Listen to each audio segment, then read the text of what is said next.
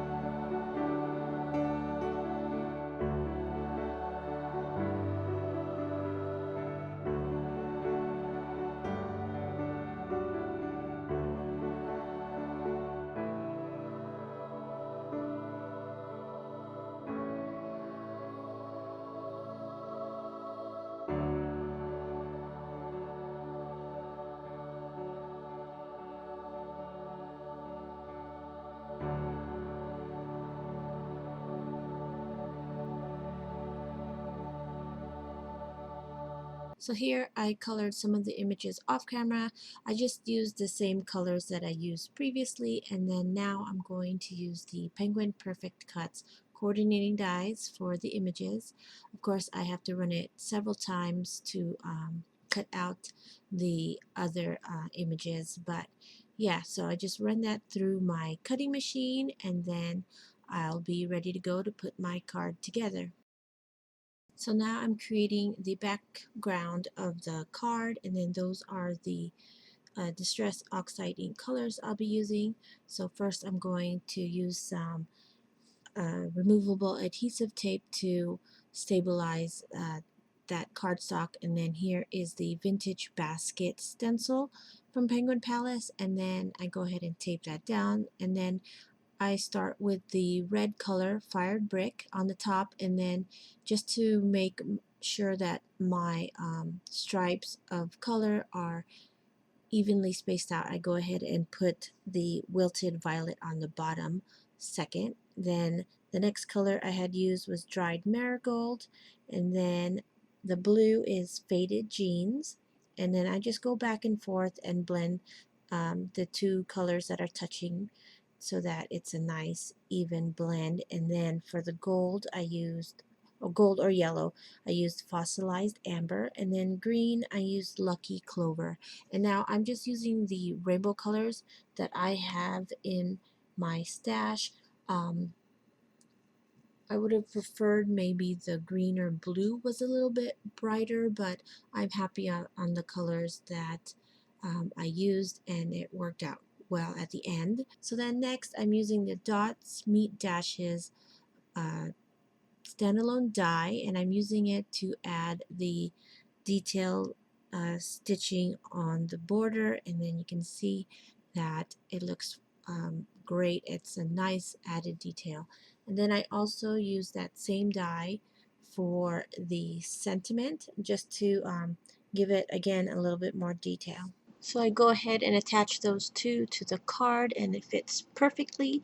And then I go ahead and start setting up the images on the card. So I put the sentiment a little bit below the halfway point, and then for the little guy I go ahead and add some foam adhesive, as well as on the brushes in the container I put some foam adhesive, and I kind of tuck that in a little bit um, behind the paint palette there. And then the rest of the images I just use some liquid adhesive and spread it out around the card. I put some next to the container there, and then also on the front and end of the sentiment, as well as the little paint splatters all over the card. And then for the last added detail, I go ahead and add some yellow enamel dots to the right side of the card.